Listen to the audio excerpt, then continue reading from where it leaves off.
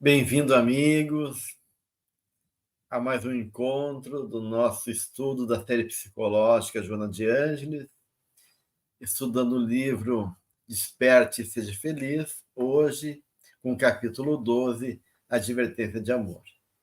É uma grande alegria estar com vocês, rogando que Jesus nos abençoe, e temos o prazer de ter aqui a Guadalupe e a Adriana para poderem cooperar nesse projeto maravilhoso e pensarmos juntos o capítulo 12. Então, Adriana, Guadalupe, bem-vindas também a esse momento especial do nosso estudo. E esse capítulo, que é um capítulo muito atual, né? Porque ela faz menção direta a esse momento que a gente vive, né? Ela traz uma reflexão e um alerta e alguns elementos, né, práticos para a gente poder passar por essa situação de transição, de conflito que envolve o nosso planeta, né? Então, vamos pensar um pouquinho sobre o capítulo, como é que foi para vocês a leitura desse capítulo, por onde isso atravessou vocês, que questões você levanta a partir da provocação da benfeitora. Olá, pessoal. Bem, a primeira questão que me vem é o fato de que já há muito tempo a gente vem recebendo essa advertência, e eu gostei muito por isso mesmo do título, Advertência de Amor. Joana, assim como outros espíritos, nos trazem a nossa realidade e o quanto a gente está colhendo o que plantou, mas não em um sentido assim de uma punição, pelo contrário, com essa amorosidade onde atenua as questões, mas mesmo assim não impede que sejam extremamente graves, mas dentro de um ambiente de transformação reparador, que é o que a gente está vivendo. E a gente vem sendo advertido e talvez levando não na brincadeira, mas desacreditando do quanto seriam intensas as transformações e o quanto seriam dolorosas as questões que chegariam, muitos de nós, a gente foi passeando pela vida.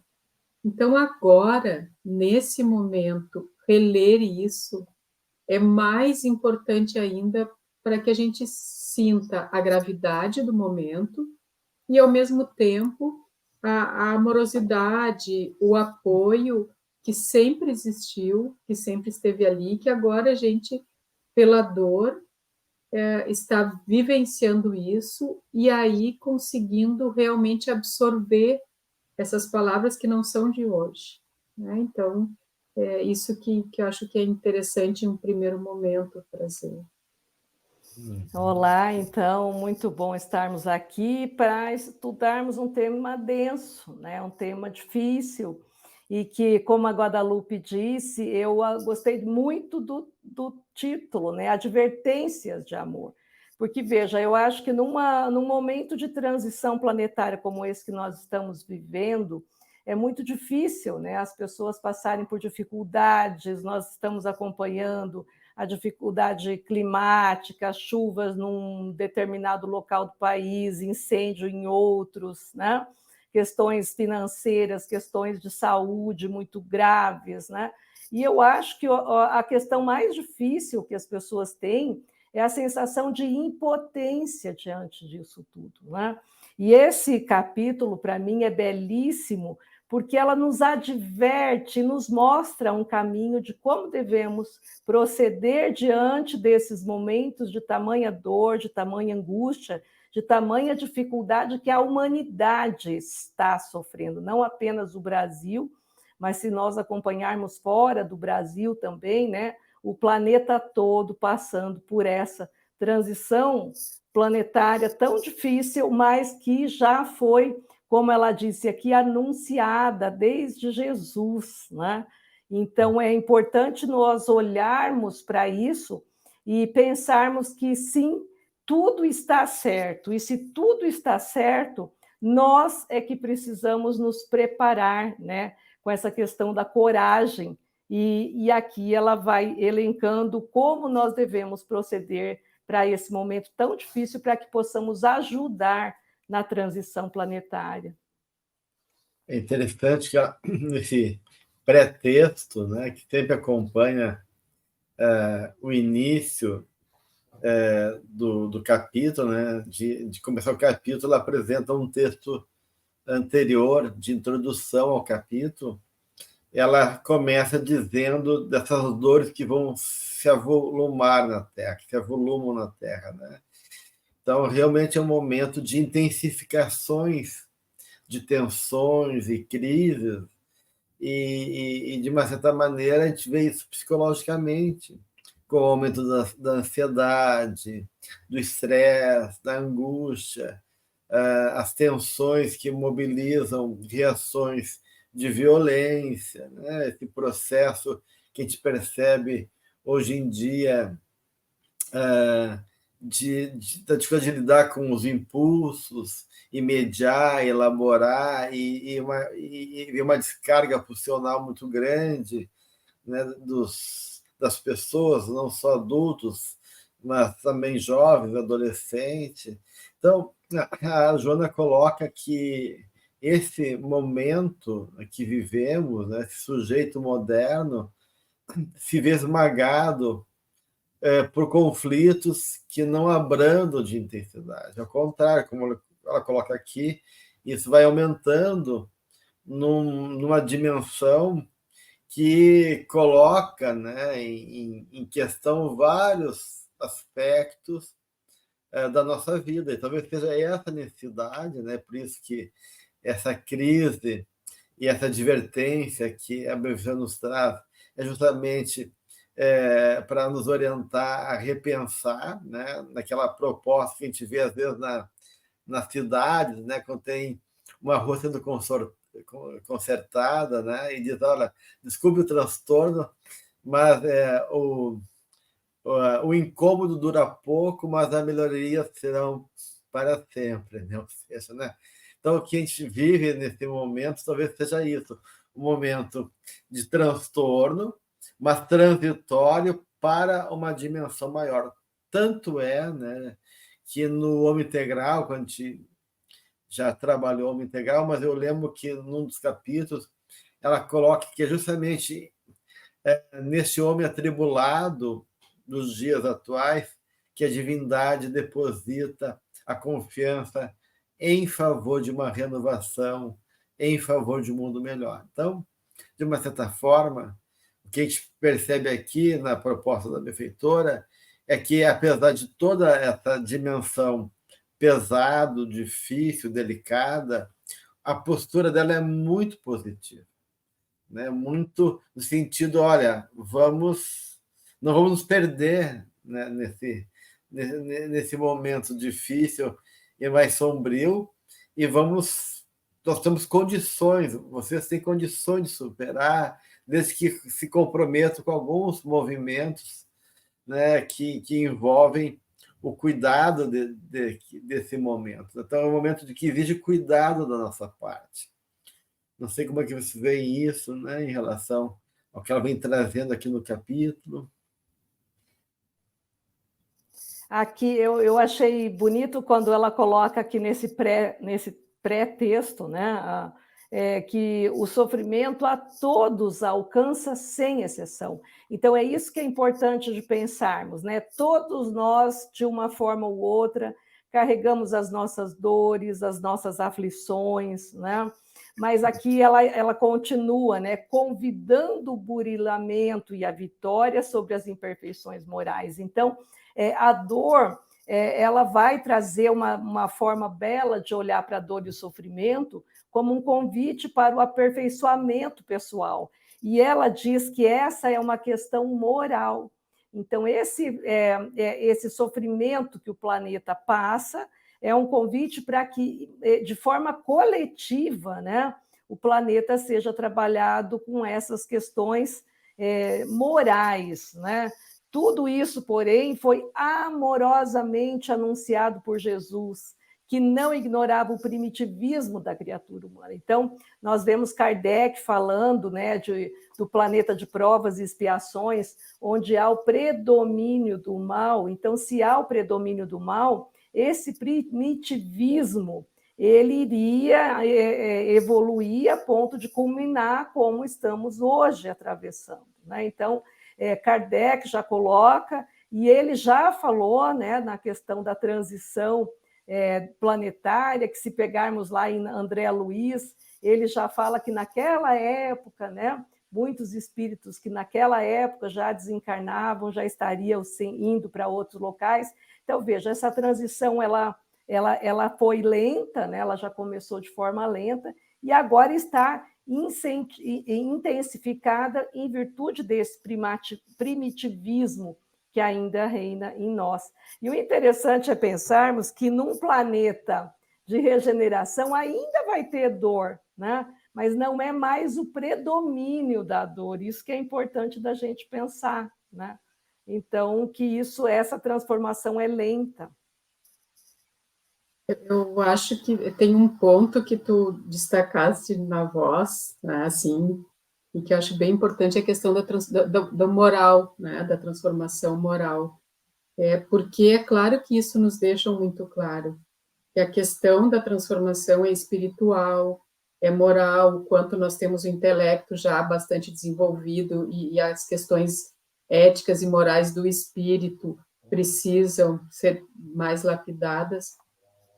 Mas no mundo que nós estamos vivendo, será que as pessoas já perceberam isso? Então, isso é algo que tem que estar sempre se questionando, porque são muitas atribulações que impactam, é claro, nas questões físicas, sejam quais forem, né? As guerras, as doenças, as dificuldades de toda parte. Quem vive, quem vivencia, em um primeiro olhar, é o ser encarnado que está num corpo, né, de carne.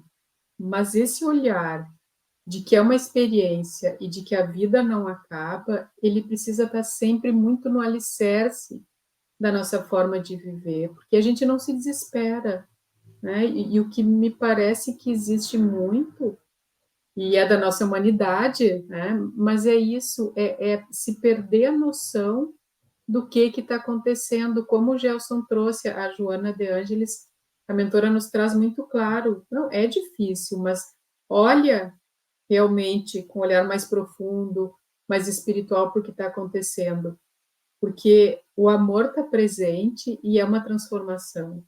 E nesse se perder nas questões da vida, é que vem daí realmente o desespero, a desesperança, aquela sensação de que tudo está errado, de que nós estamos sendo punidos, né? Então muitos de nós fica naquela religiosidade extremamente primitiva, né? Punitiva, e esquece que Jesus veio nos trazer a religião do amor. E ela é muito clara em realmente ressaltar a questão da lapidação das imperfeições morais, né? E isso acho que precisa assim ficar muito muito evidente quando a gente está transitando pela Terra. Realmente ela apresenta aqui no início, né, que há necessidade de uma revisão de conceitos morais e de comportamento que estão trazendo aqui no debate, né? Mas e aí eu fico pensando, porque mais adiante ela fala do esforço pessoal, da necessidade de ter a claridade da fé e ter a lucidez, né, do discernimento e a perseverança dessa convicção e a coragem para seguir em frente. São elementos que ela vai ir trazendo aqui ao longo do capítulo. Então, de um lado, nós temos essa revisão de conceitos morais e comportamentais como necessário, onde ela promove a necessidade da lucidez. De outro lado, nós temos esse homem aturdido que muitas vezes é incapaz de discernir e que tende a fazer movimentos regressivos, né? Como ele está perdido, o que faz? A energia psíquica regride nesses atavios do passado que surgem, né, de maneira a dar respostas mais agressivas, mais rígidas, mais unilaterais, diante de um contexto de incerteza e temor. Então, a gente vai perdendo a representação psíquica dessa imagem interna essencial do self, né, da imagem divina e da nossa conexão com a nossa própria essência, né? E, de uma certa maneira, as explosões de ódio, de vingança, as reações intempestivas, esse indivíduo fragmentado, né? E a gente vê todo esse movimento acontecendo de jogos, de tensões entre as pessoas. E então, como trabalhar, né? Como vocês entendem essa proposta de Joana de buscar essa lucidez? De que maneira, né, a benfeitora nos oferece um caminho para que essa claridade, né, da razão e da fé possa gerar justamente esse discernimento necessário para a gente poder ir avançando diante de um cenário tão confuso e tenso que a gente vive. Eu acho que a primeira forma que eu vejo está dentro daquela máxima de Cristo, né? Conhecereis a verdade e a verdade te libertará. Então, se nós compreendermos e tivermos essa certeza, essa fé de que nada está errado, né? Que isso tudo é necessário para o nosso aprendizado, já vai dar aquela calma, né? Aquela paz interna e a possibilidade de pedir forças e se vincular, como ela diz aqui, né, na oração. Então, ela diz que o esforço pessoal é indispensável, auxiliado pelo combustível da oração. Então, nesse momento, o ser compreendendo da necessidade dessa reforma, e aí, quando a gente reforma a casa, é tudo tão bagunçado, né? Imagina um planeta todo sendo reformado. Então, a necessidade dessa compreensão da finalidade, o para quê dessa reforma, e essa vinculação a Deus pela prece vai dando no ser essa calma e essa confiança que existe um para quê, que existe uma finalidade na dor, no sofrimento, e o escândalo há de vir, mas ai daquele que seja motivo de escândalo, né? Então, sabermos que sim, a dor é necessária, mas não provocarmos a dor ainda mais. Isso me faz pensar muito quando Jung foi questionado sobre a questão da guerra mesmo, né? Que como lidar com essa impotência diante de uma guerra, e ele diz que a gente vai colaborar muito para lidar com essa sombra coletiva, eu, de certa forma, trabalhar, né, esse esforço pessoal de trabalhar com a sombra pessoal. Então, é dessa forma, né, nos trabalhando, olhando para nós e tentando, de alguma maneira, contribuir com a prece, com esses pensamentos de alegria, de positividade, né? Nós estaremos contribuindo de forma muito pequena, mas é uma contribuição importante para que possamos nós né, ficarmos em pé e darmos um pouco de força para aquele que está ao nosso lado diante da dor e do sofrimento. Eu entendo que algo que parece tão simples de falar é basilar nesse sentido, que é a oração, realmente. E a questão é que, claro, esse homem atribulado, às vezes, né, não consegue nem sair da consciência de sono, mas precisa realmente um esforço pessoal. Não existe aquela bala de prata que vai, de uma hora para outra, né, matar todos os males e trazer o bem. Então, realmente, a oração, aquela conversa, né, que todo mundo pode fazer, me parece é algo essencial. E ela vai trazendo a questão da paciência, né? Cultiva a paciência, mantendo alto e nobre o ideal da fé espírita. E isso também me traz muito a questão do quanto, nessa realidade líquida, né, ou, enfim, a gente perdeu essa capacidade de aprender a suportar, de ter paciência, de entender que as coisas não são descartáveis, que as pessoas precisam ser vistas como elas são e elas têm muito valor para que a gente se aceite como é e não pare de se trabalhar. Então, nesse mundo super corrido, a paciência também é importante, né? Eu fico me perguntando, claro, como que esse start se dá nesse homem atribulado, se não pela dor, porque geralmente é num momento limite que aí aquele que tem a semente da fé no seu coração, mas que acha que não crê, é que começa realmente a despertar. Então, a maioria de nós acaba sendo assim. E aí a gente volta para a questão desse mundo em transição, desse alvorecer da regeneração, que até isso, né, essa casa que está sendo arrumada, essa casa que a gente, de certa maneira, né, ajudou a deteriorar, ela está sendo arrumada e está trazendo justamente a oportunidade nessa bagunça da gente se olhar, né? Da gente realmente aproveitar a oportunidade, né? Mas me parece que geralmente vem, né? A gente vai orar no início, vai ter paciência quando não tem saída, né? E aí nós somos convidados a, bom, é isso, como foi com a pandemia, né? É isso.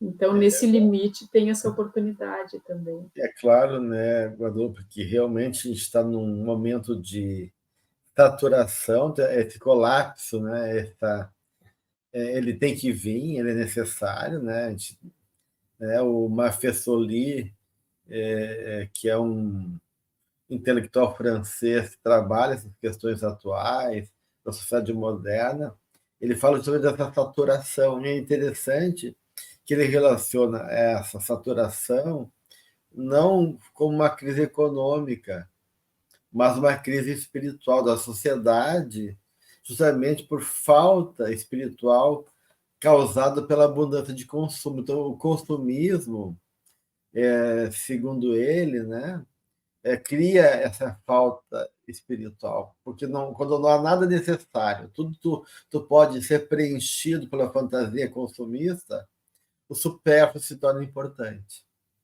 E aí, de uma certa maneira, o que a gente vai construindo é uma vida superficial e esvaziada.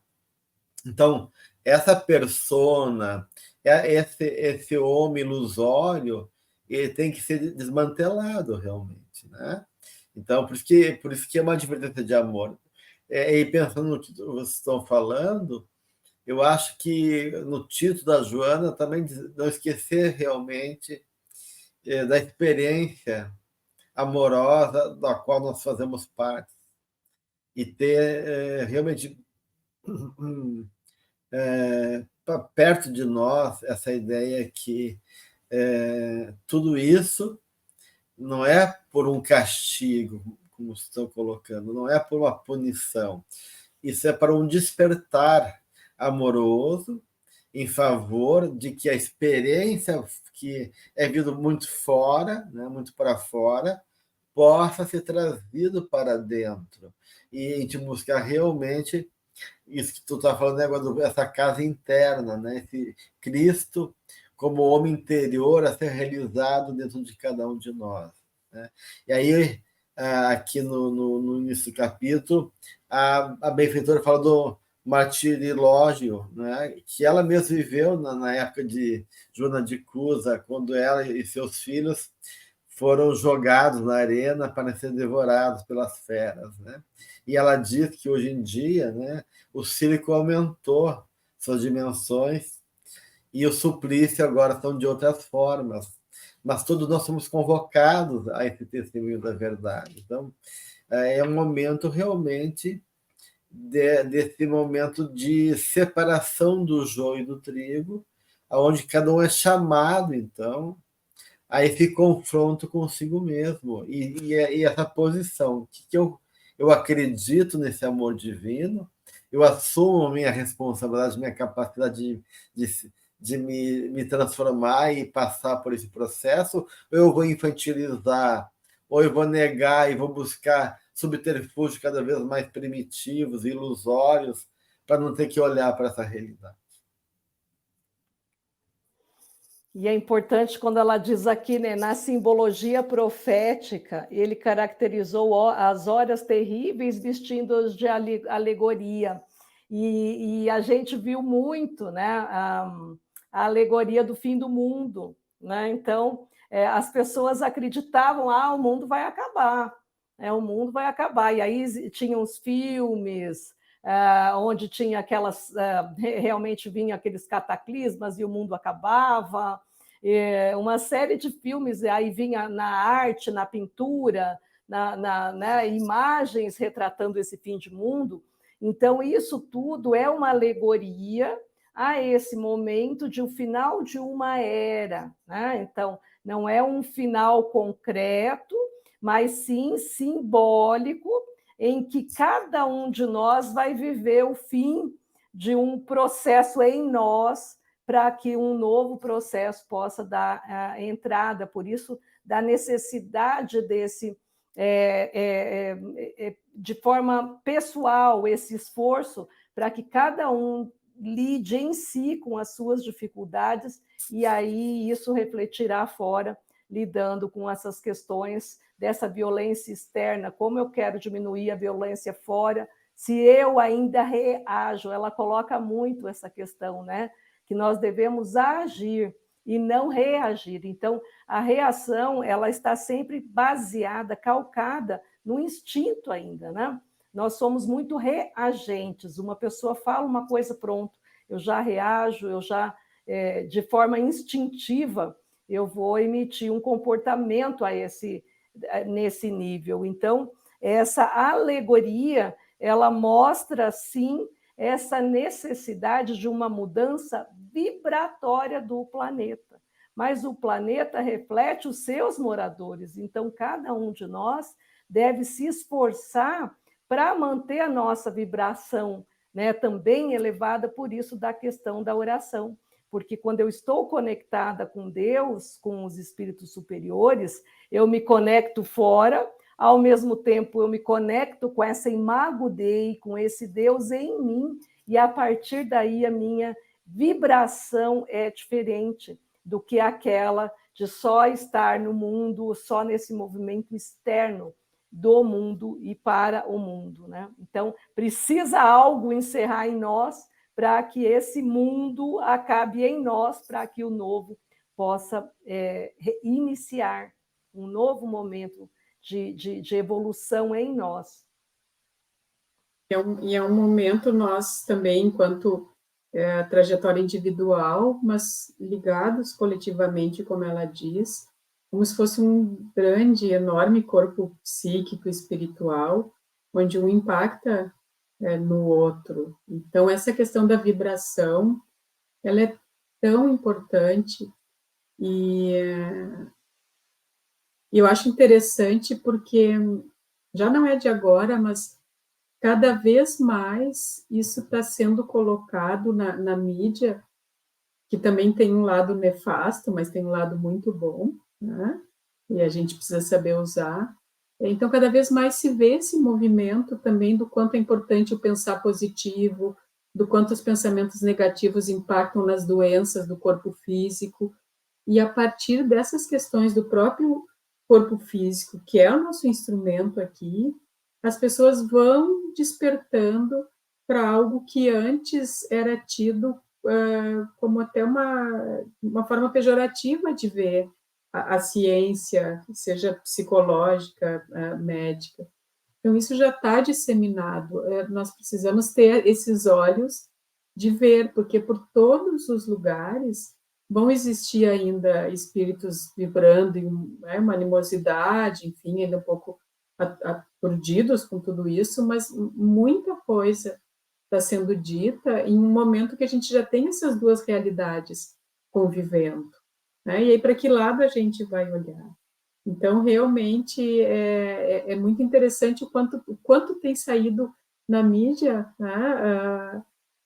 Até saiu esses dias, foi agora em agosto, uma pesquisa de uma americana, de uma revista que fala sobre cérebro, córtex, sobre estudos sobre as diferentes formas de amor e como elas impactam na saúde das pessoas, né, mental. Então, olha que coisa linda, quanto se teria isso na ciência, entre outras coisas. E realmente o vibrar positivo, ele não traz nada de ruim, mas, por outro lado, ele traz muitas coisas boas para nós, pelo impacto que tem em nós e no mundo.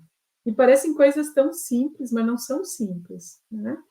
E uma questão que ficou um pouco para trás, mas que eu queria contribuir, quando o Gelson trouxe ali a questão dos padrões, a questão da realidade que a gente vive, do consumismo, para que a gente se alerte, né, que não se consome só bens materiais. O Bauman fala um pouco disso também, acho, né, mas ele traz ali no livro dele, Realidade Líquida, o quanto a gente consome padrões, né, e o quanto a gente acaba querendo, e aí eu volto para um lado que não é legal da mídia, mas o problema, né, é como nós vemos, a gente acaba querendo consumir até padrões de comportamento. E isso, muitas vezes, quem está mais ligado à religiosidade, à espiritualidade, e abre mão de muitos bens materiais, de um viver mais simples, muitas vezes não percebe que se conecta em um outro lugar que também não é interessante, tentando consumir padrões e ainda perdido ali. Então, realmente, essas armadilhas que nós colocamos em nós, de ego, elas muitas vezes elas são um pouco mais elaboradas, e a gente acha que abriu mão de um carro melhor, de uma casa isso, de um emprego aquilo, e está consumindo um padrão que é coletivo e que não compõe, porque ele não é interno. Né? É interessante essa questão da liberdade, né? Porque realmente acho que a gente não conseguiu lidar com essa liberdade, né? A gente, com o nosso livre-arbítrio, exercício do livre-arbítrio e a expansão do indivíduo nessa busca de autonomia, a gente foi assentando a nossa vida muito nessa ânsia que todos nós temos, né, de ser feliz no fundo todos nós queremos ser amados, mas não compreendemos esse caminho que Jesus nos deixou, esse caminho de verdadeira libertação e o significado maior do amor. Então, o resultado é que essa liberdade e essa busca de felicidade foi realmente tocado para a cultura do consumo, como tu falou, né? Não só consumo de bens materiais, mas consumo de padrões, onde o individualismo se tornou cada vez mais presente, né? O individualismo e o hedonismo, né? O culto do corpo, do prazer, e isso realmente me parece que chega a esse momento, né? De indefinição e de incerteza, porque a gente fez muito esse movimento e onde a gente chegou, né? Chegou no momento onde não sabemos como lidar com a realidade, com a vida, né? A gente está realmente confuso e aí, que nem criança, botando a culpa um no outro, né? Foi fulano, não, foi ciclano, ó, né? Quando as crianças fazem arte, né? E aí veio o pai chamar atenção, ninguém quer assumir a culpa e um fica empurrando a culpa para o outro. A gente acaba fazendo isso, né? Em vez de assumir, né, essa proposta da benfeitora, né? De realmente reconhecer a nossa responsabilidade, né? E buscar esse roteiro seguro do Cristo, dessa dimensão espiritual que o Espiritismo nos oferece, né? Que é o processo dos valores espirituais, morais, que vão realmente me dar um norte, né? Um fio de Ariadne nesse labirinto que é esse momento da vida social e moderna que a gente está enfrentando agora, né? E aí, uma das coisas que ela fala é a paciência. Então, quando eu começo a falar cada ponto aqui, a paciência, não reagir pelo hábito das reações intempestivas, não, cuidado para não perder a fé. O que eu acho que ela está propondo para a gente, né, gente? É um compromisso com a vida, né? Eu acho que tem aí, né? Mas é uma ética do cuidado, porque amar é cuidar. E a gente não sabe, a gente percebeu que a gente não sabe cuidar um do outro.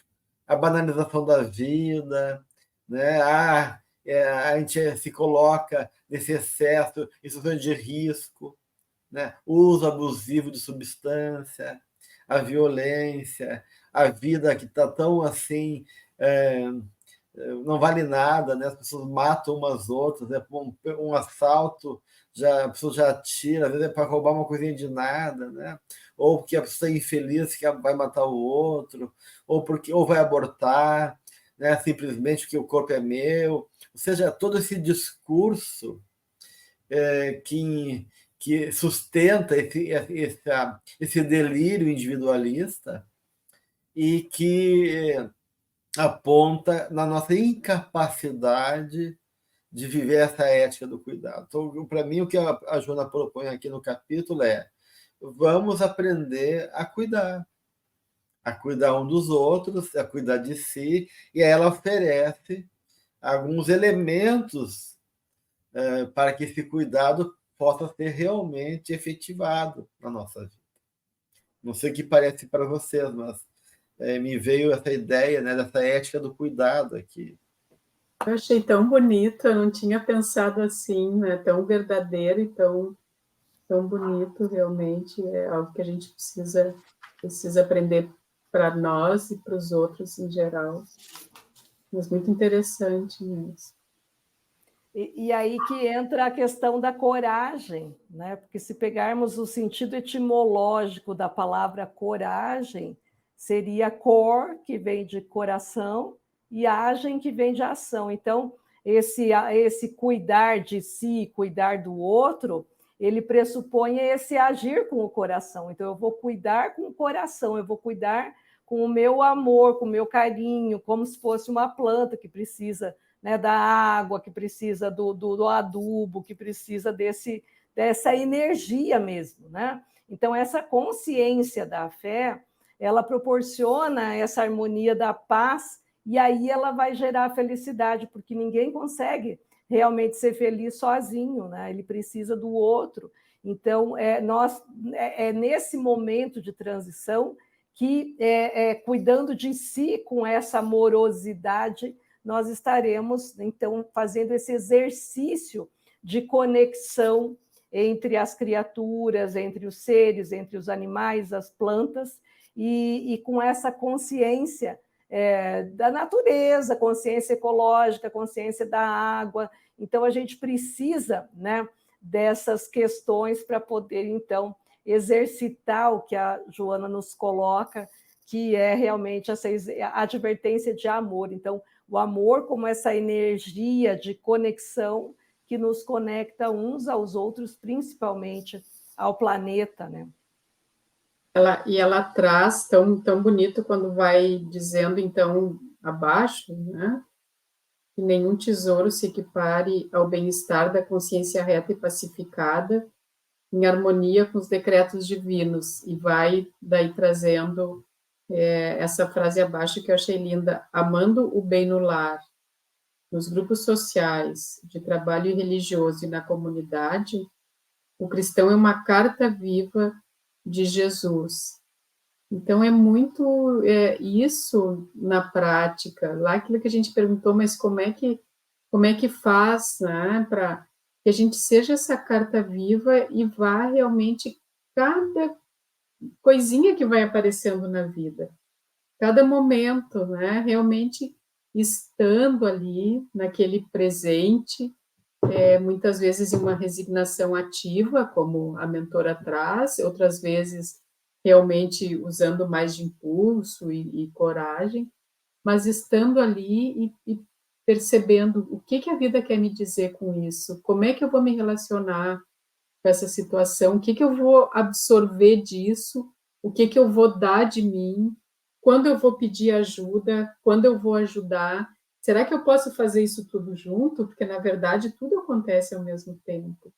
Então, é esse estar, né, ali, naquele momento, no mundo, né, mas sem, como, né, a gente diz, a individuação, sem se identificar com o mundo, mas agindo e sorvendo, né, aquela coisa, aproveitando da vida, mesmo quando é duro, porque sempre vai ter aquela amorosidade, sempre vai ter aquela mão nos acolhendo e alguém olhando por nós.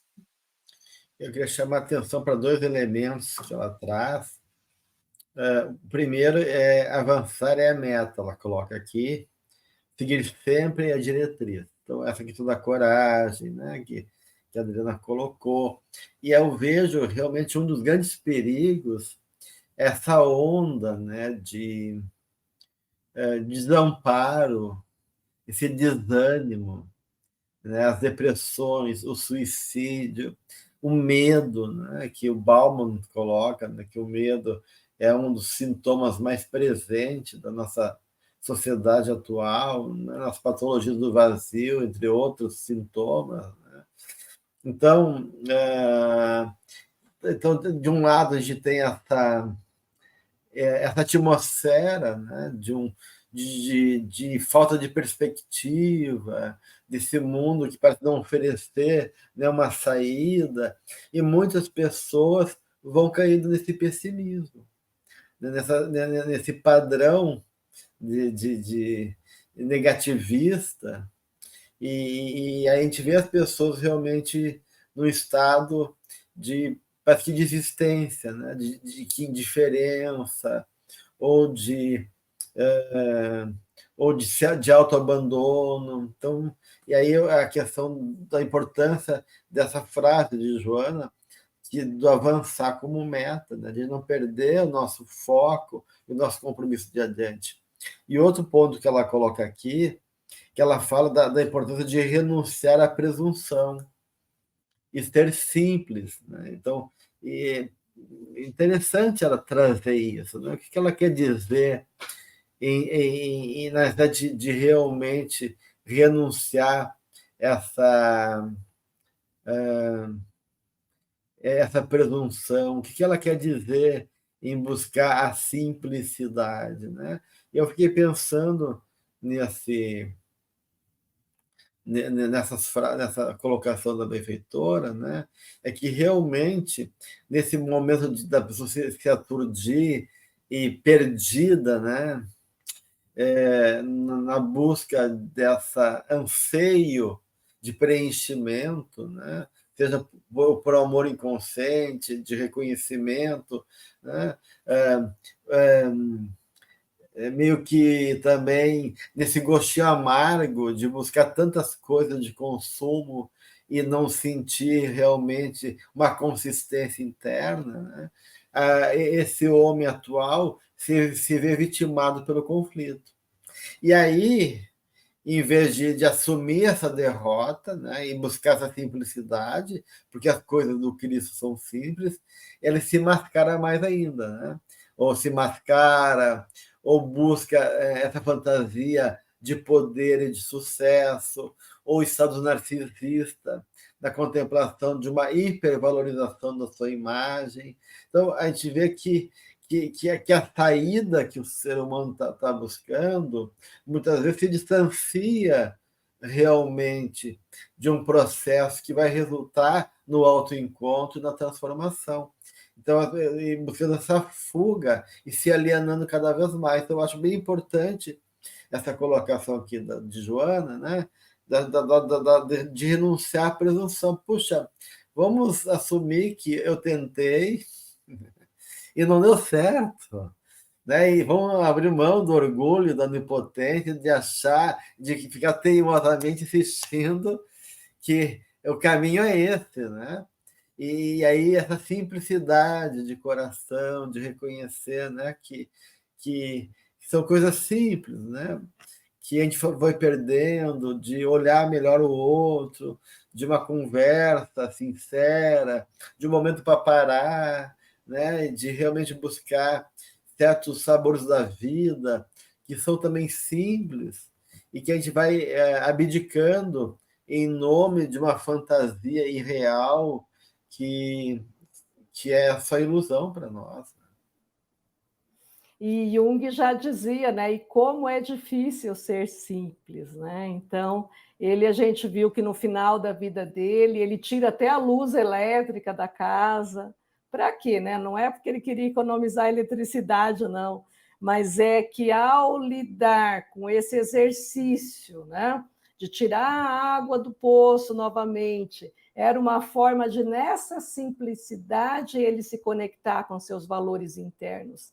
E, às vezes, a gente, por essa astúcia, né, que o momento atual nos convoca, o ser ele vai por um movimento de fuga. Então, ele fica perdendo tanto tempo no que ele vai usar, o que ele vai comer, que carro que ele tem, para não pensar em si mesmo, né? E aqui entra uma questão muito importante, que ela fala: não te permitas contaminar pelo bafio pestilento da loucura que nos atinge, né? Então, isso daí, essa contaminação psíquica, ela vem exatamente porque nós perdemos essa simplicidade, porque nós perdemos essa capacidade de parar, contemplar um pôr do sol, ouvir uma música de forma inteira, né? Eu vou ouvir a música, não é ouvir com o ouvido, é ouvir com a alma, com os poros psíquicos, e vou poder sentir a música em minha alma. Então, veja, nós perdemos isso.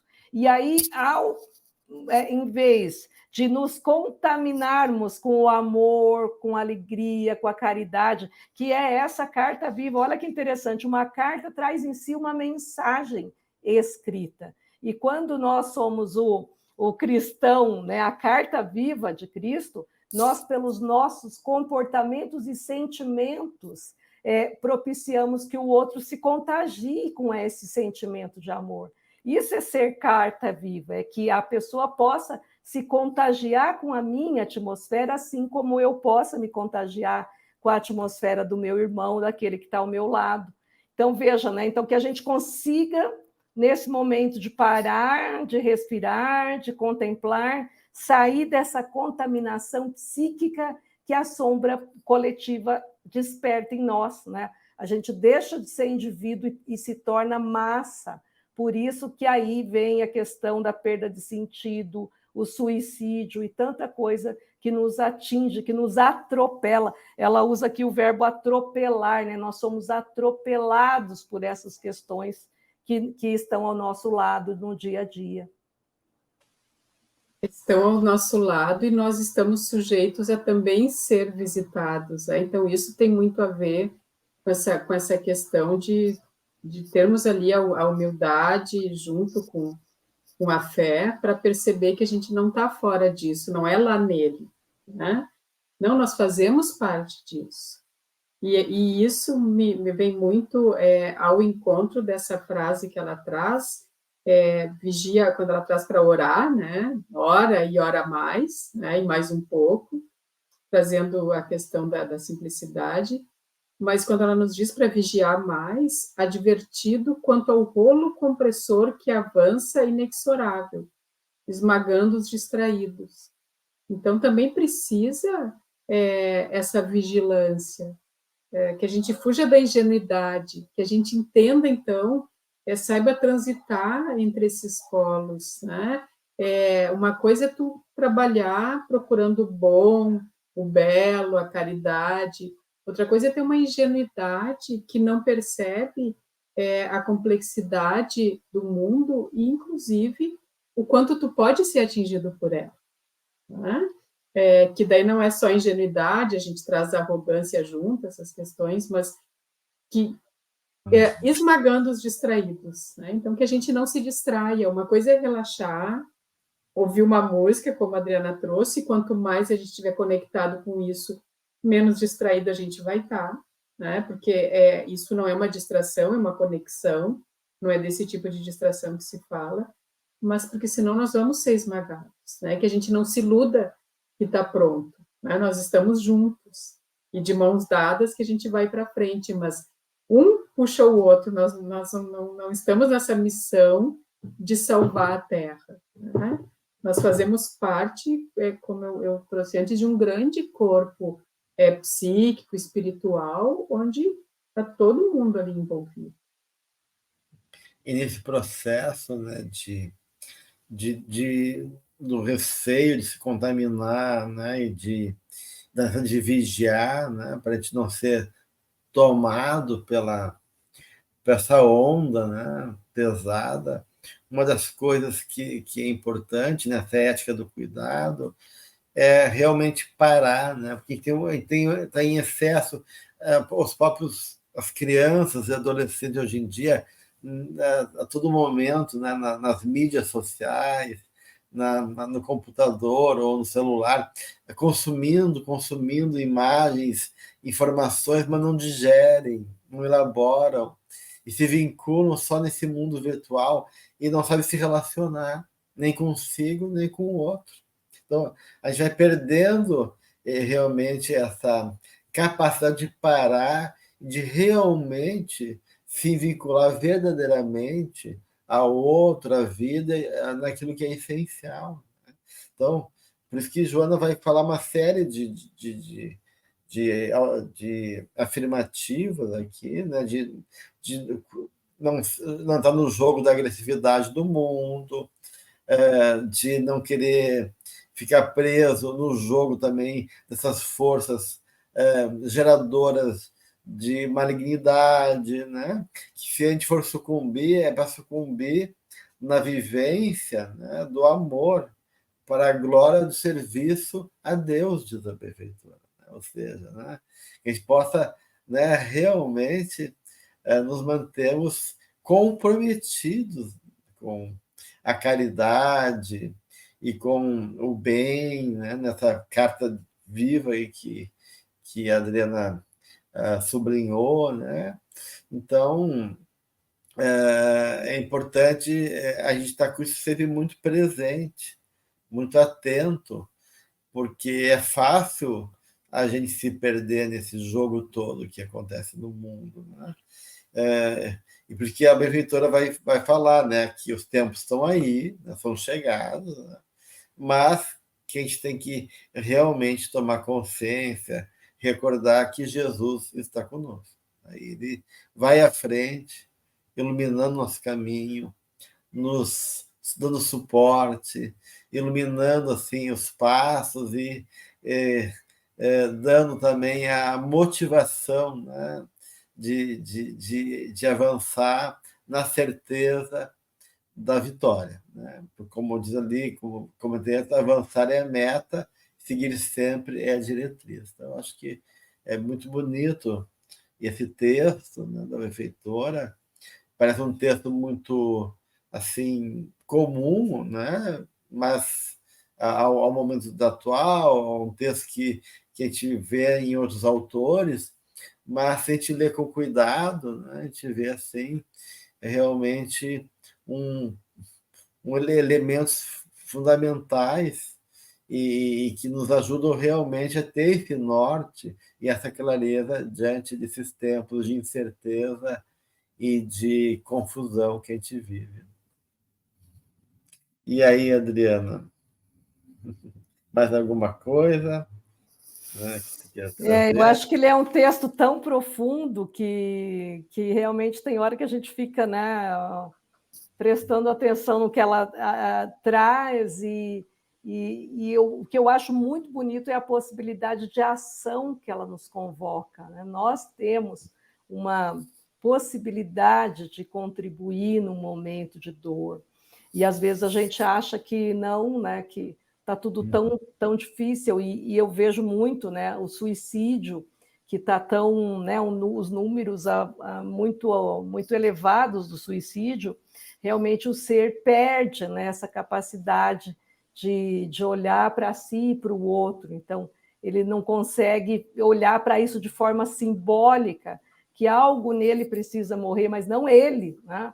e aí a pessoa literaliza o suicídio. Então, às vezes, esse suicídio é simbólico, ele precisa matar em si algumas coisas, mas simbolicamente, e nós ainda hoje temos uma tendência muito à literalização, né? Ficamos presos a coisas literais e perdemos a fé, a convicção de que Jesus está conosco, e eu gosto de olhar ele realmente como um modelo e guia, porque ele fez o processo da individuação, né? Ele integrou a sombra, ele colocou, né, integrou essa questão de ânima, ânimos, as pessoas foram integradas, então ele fez o movimento. Então, ele está ao nosso lado, por quê? Porque ele nos convoca diariamente a seguirmos o modelo dele, de que com a nossa vida particular nós possamos ter essa imitácio Cristo, que é uma imitação de Cristo, mas vivendo a nossa própria vida.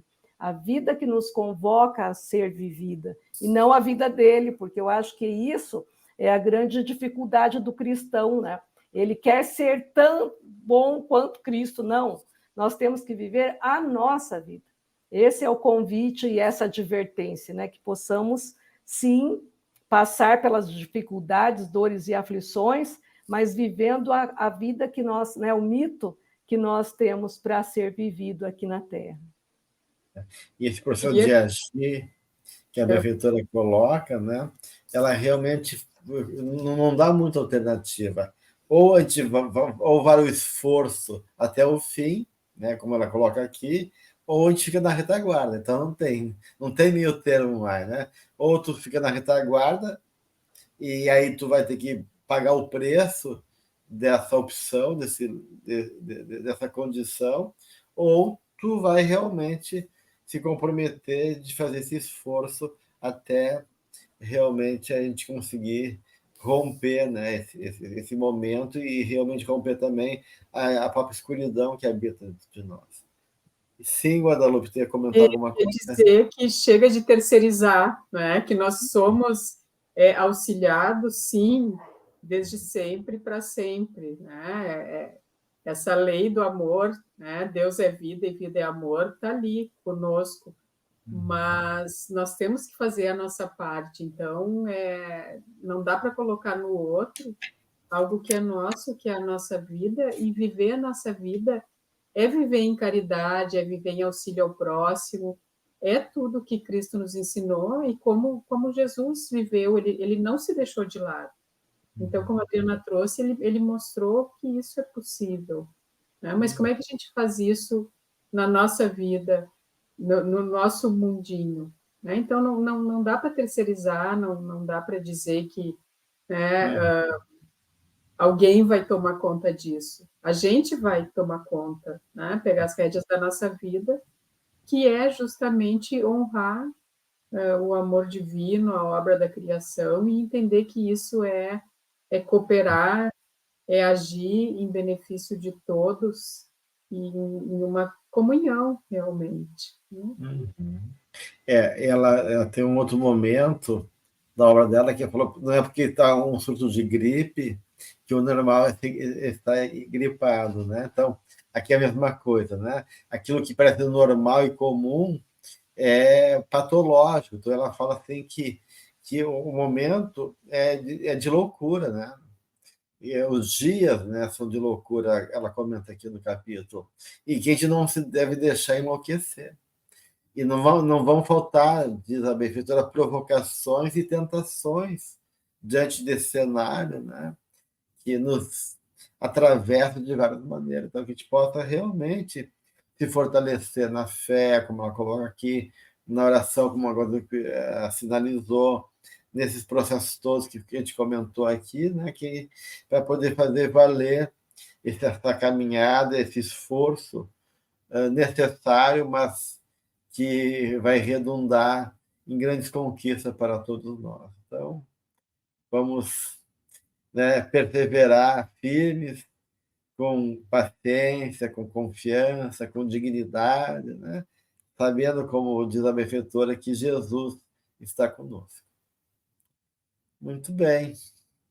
Com isso, a gente vai encerrando o capítulo 12 e já também convidando vocês a estarem conosco no próximo encontro para trabalhar o capítulo 13, com o tema Edificações Duradouras, dando continuidade, então, ao nosso estudo aqui da série psicológica. Eu agradeço a Guadalupe, a Adriana, por estar aqui cooperando. Agradeço a todos vocês que nos acompanham. Nosso abraço e a rogativa que Jesus nos fortaleça cada vez mais em favor, então, dessa caminhada, dessa jornada da alma que todos são convidados a realizar. Até a próxima, então, meus irmãos.